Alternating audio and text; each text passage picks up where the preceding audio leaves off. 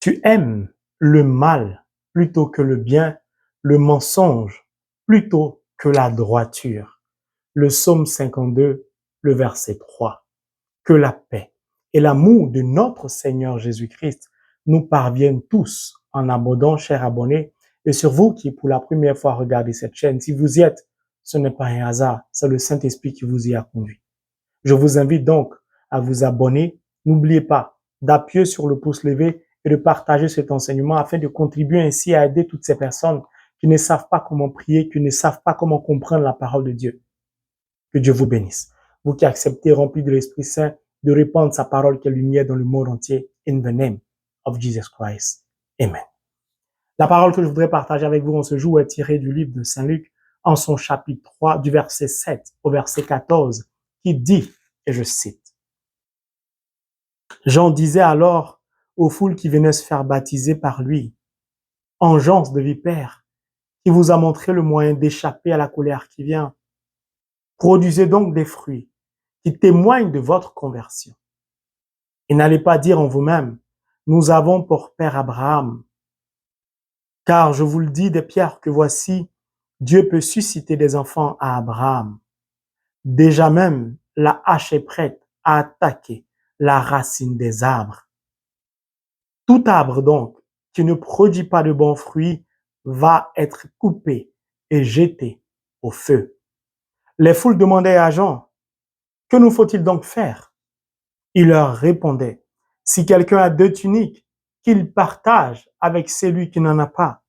Si quelqu'un a de quoi manger, qu'il fasse de même. » Des collecteurs d'impôts aussi vinrent se faire baptiser et lui dire, « Maître, que nous faut-il faire ?» Il leur dit, « N'exigez rien de plus que ce qui vous a été fixé. » Des militaires lui demandaient, « Et nous, que nous faut-il faire ?» Il leur dit, « Ne faites ni violence, ni tort à personne, et contentez-vous de votre solde. » Mes frères et mes sœurs, en ce temps de carême, le Seigneur nous invite à la conversion, à la vraie conversion, à la conversion de cœur. Je voudrais faire une démonstration, de même que le ferronnier utilise parfois le fer pour couper le fer. Je voudrais encourager toutes ces personnes qui nous envoient des messages, qui ont l'amour aussi de la parole, qui désirent s'attacher à la parole, mais qui n'y arrivent pas. Je voudrais les encourager à continuer à lire la parole de Dieu. Pourquoi? Quand nous sommes baptisés, nous sommes des témoins. Nous devons être capables de prêcher et d'expliquer la parole de Dieu.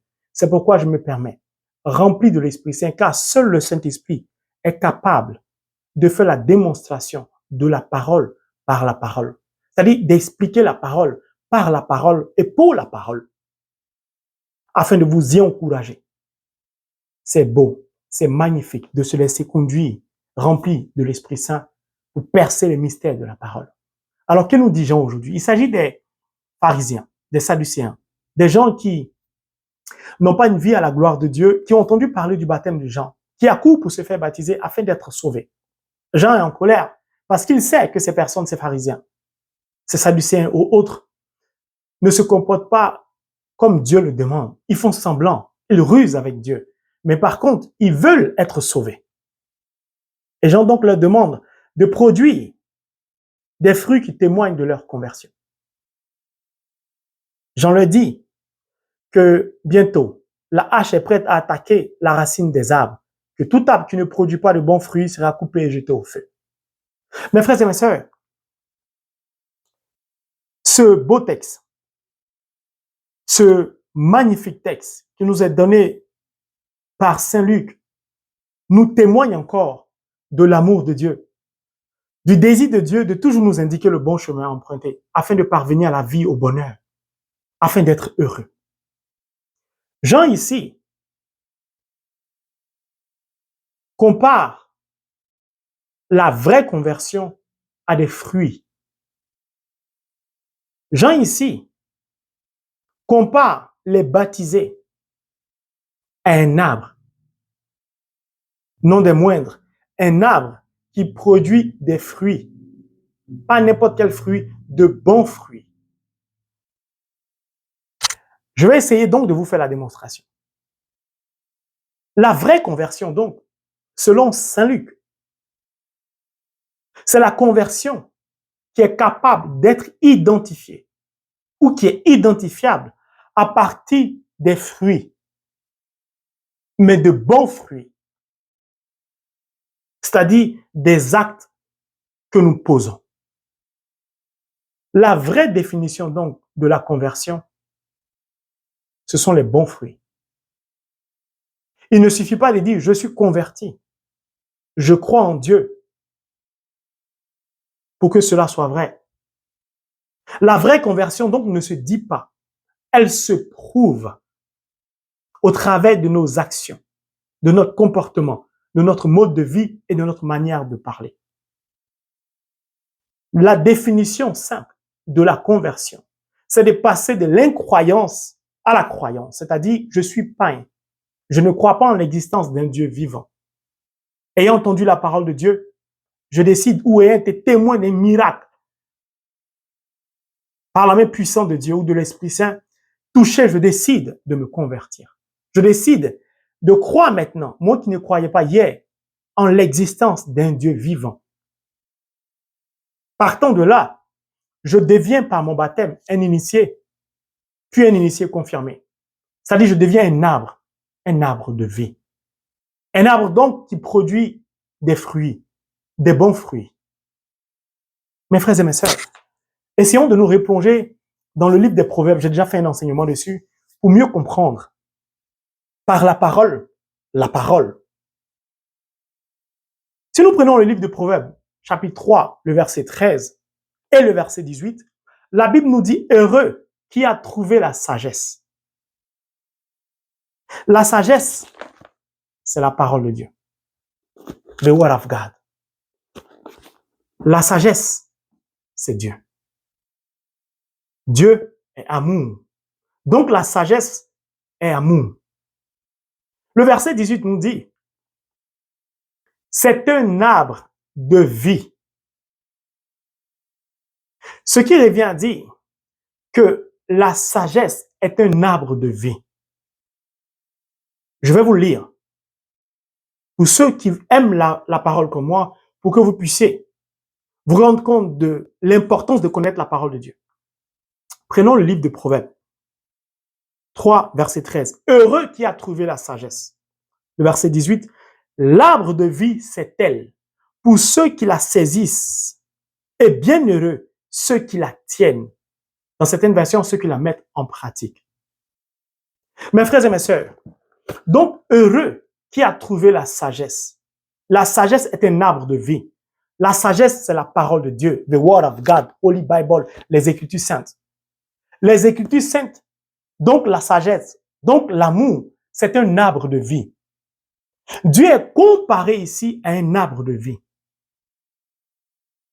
Il n'y a de vie que par l'amour, dans l'amour, au travers de l'amour, mais de l'amour vrai, de l'amour authentique, de l'amour sincère, de l'amour pur.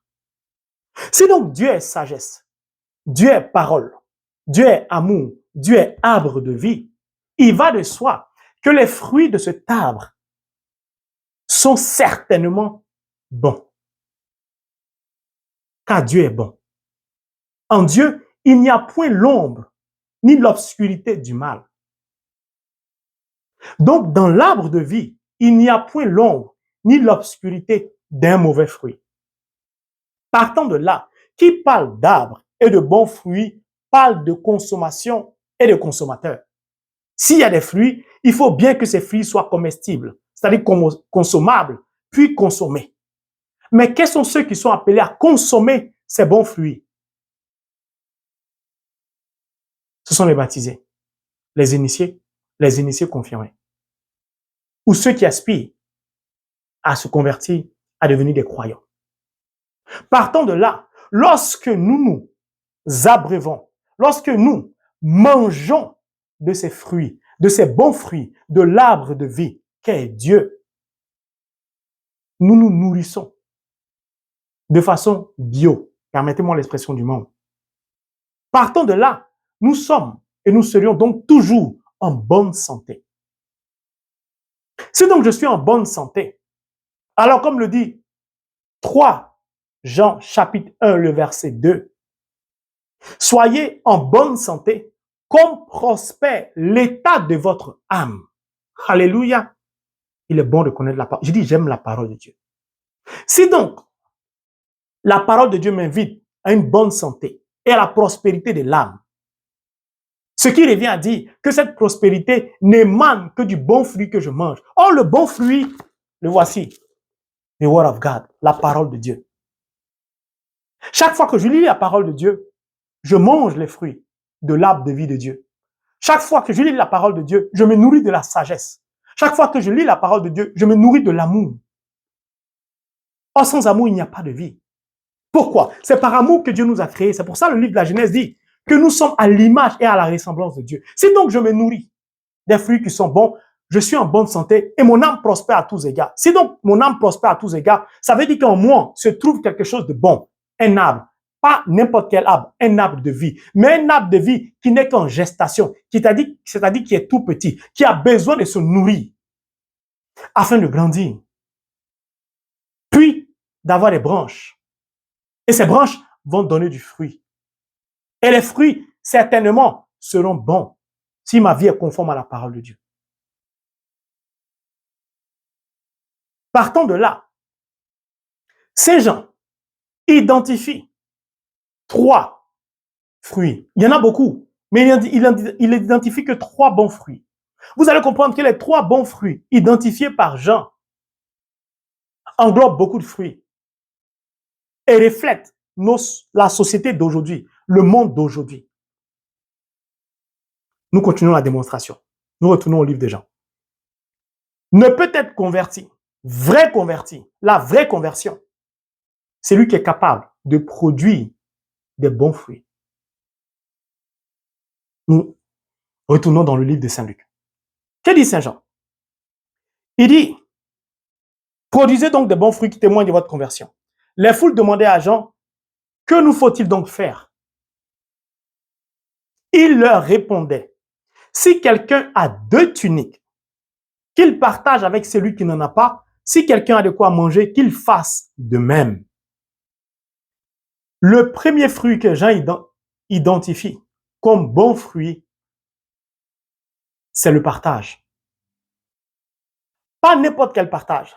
Le partage dont parle Jean est un partage qui ne peut avoir lieu que par amour. Pourquoi? Il dit si quelqu'un a 2 tuniques, qu'il partage avec celui qui n'en a pas, pareil pour la nourriture. Mais comme c'est pareil, je vais garder juste la tunique. Jean nous dit donc, si nous sommes convertis, nous sommes de vrais convertis. Si nous avons 2 tuniques, nous devons donner à celui qui n'en a pas. Jean ne dit pas, nous devons attendre que celui qui est dans la disette, celui qui est dans la pauvreté, celui qui est dans la misère, celui qui est dans le manque, vienne nous demander. Il dit, nous devons être capables de lui donner avant qu'il nous demande, ou sans même qu'il nous demande. Jean appelle là à l'équilibre, à la justice. Oh, souvenez-vous de Matthieu, chapitre 6. Préoccupez-vous du royaume des cieux et de la justice. Pour être agréable à Dieu, il faut se préoccuper de la justice de Dieu. Or, il ne peut y avoir justice sans amour. La vraie justice a pour fondement l'amour.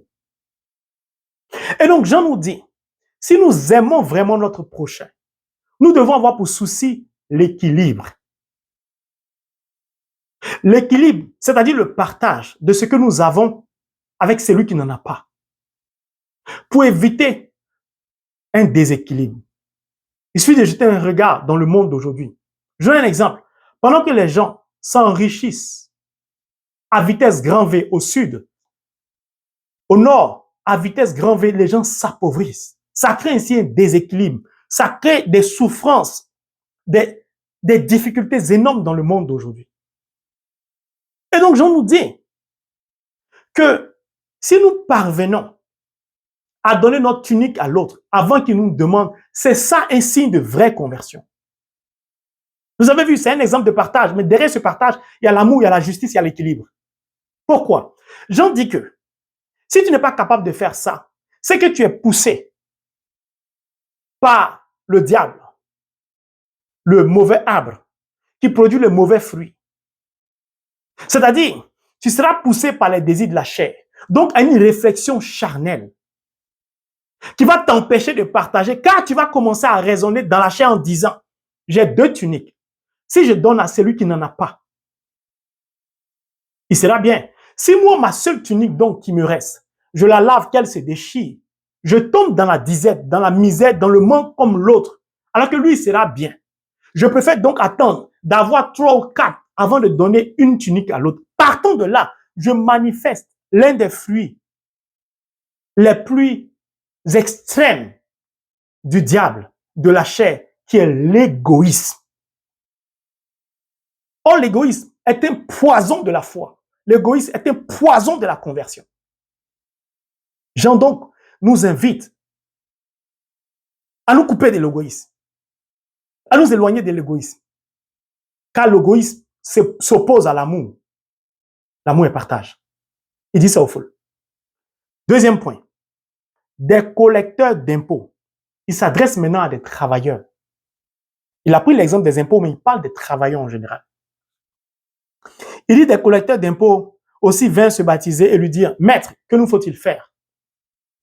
Deuxième point, Jean leur dit, deuxième point, il leur dit, n'exigez rien de ce qui vous a été fixé. Jean dit que si tu es vraiment converti, quand tu travailles à la douane, aux impôts, peu importe le travail que tu fais, tu dois rien exiger de plus. C'est-à-dire, tu dois être honnête. L'honnêteté, qui s'oppose à la malhonnêteté. L'honnêteté est un signe de la vraie conversion. L'amour duquel se dégage le partage. L'amour duquel se dégage l'honnêteté.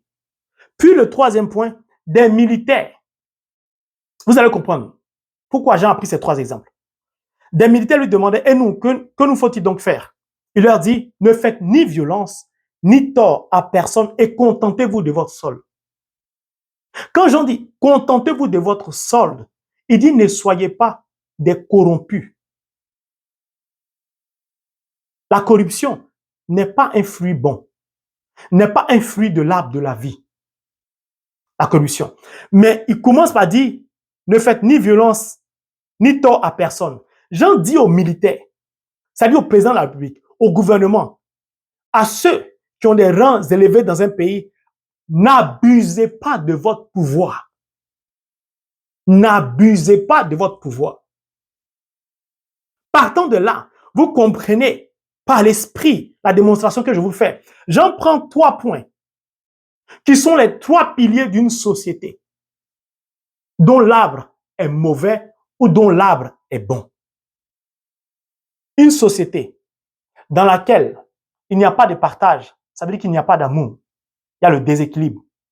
Les gens souffrent. Les gens s'enrichissent, d'autres s'appauvrissent. Les gens ne partagent pas. Deuxième point, une société dans laquelle c'est la malhonnêteté à tout va. Les concours, il faut payer. Que ce soit dans tous les niveaux des institutions. Troisième point, l'abus de pouvoir. La corruption. Ce sont les 3 piliers de nos sociétés d'aujourd'hui. C'est pour ça, tout à l'heure, je vous invitais à regarder la face du monde. Tant de souffrances, tant de guerres, à cause de l'égoïsme, à cause de la malhonnêteté, à cause de la corruption, à cause du manque de partage, du refus de partager ce qu'on a. Partant de là, j'en dis, l'humanité n'est pas convertie. Alors, si nous donc, nous sommes baptisés, c'est nous qui sommes les porteurs de ce flambeau pour changer la face de l'humanité. C'est pourquoi, si donc nous, baptisés, initiés ou confirmés, nous lisons la parole de Dieu, nous conformons notre vie à la parole de Dieu, nous nous nourrissons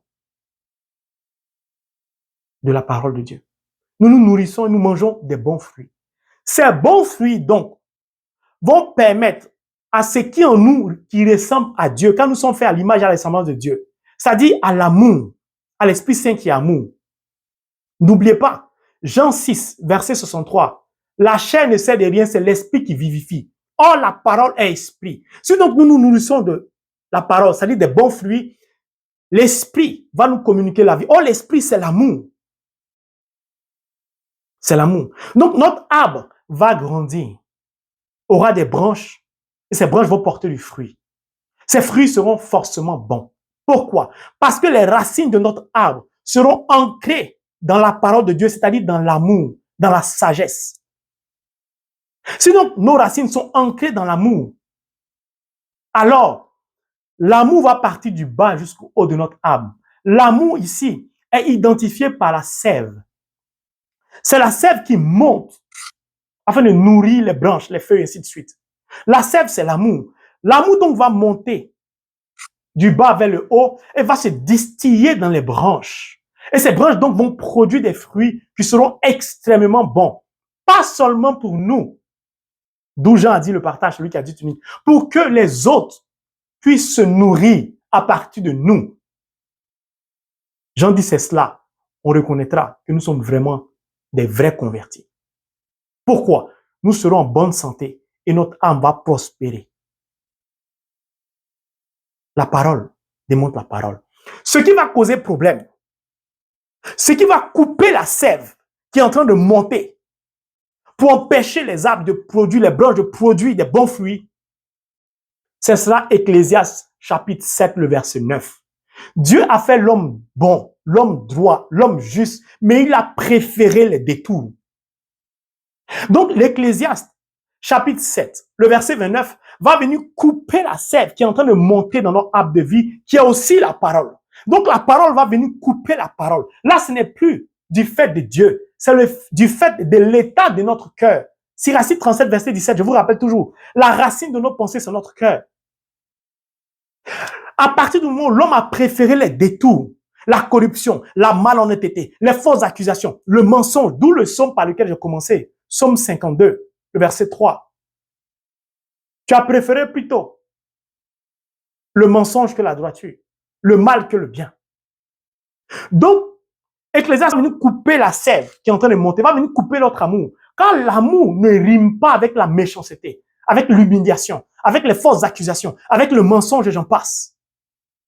Partant de là, comme la sève a été interrompue, les branches ne pourront plus être approvisionnées en amour, en nourriture, en minéraux.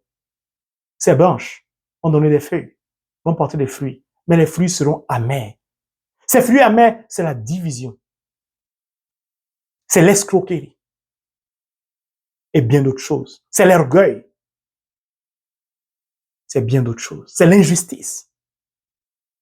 Mes frères et mes sœurs, voilà la démonstration que je voulais faire en donnant un clin d'œil à tous ceux qui aiment la parole de Dieu comme moi et vous témoigner de mon amour pour la parole.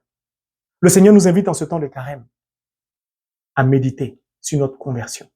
Sommes-nous réellement convertis? Sommes-nous convertis de cœur ou convertis seulement de nos lèvres, comme le dit le prophète Isaïe? Si donc nous sommes réellement convertis, nous devons être capables de produire à partir de l'arbre que nous sommes. Car le problème, ce n'est pas l'arbre. L'arbre a été planté en nous par Dieu. C'est comment nous nourrissons notre arbre, qui ne relève plus de Dieu, de nous, mais de nous. C'est ça qui va faire que notre arbre va grandir, va porter du fruit. Alors, la responsabilité de notre conversion ne dépend plus de Dieu, mais de nous. Car Dieu a fait sa part. Pour nous emmener à la conversion, nous avons entendu sa parole. Romains 10, 17, la foi vient de ce qu'on entend vient de la parole de Dieu. Nous avons été témoins des miracles qui nous a poussés à la conversion. Puis, la responsabilité nous est donnée de démontrer, non pas par nos paroles, mais par nos actions, la sincérité de notre conversion, pour que nous soyons le miroir de l'arbre de vie qui est en nous pour changer la face de l'humanité. Amen.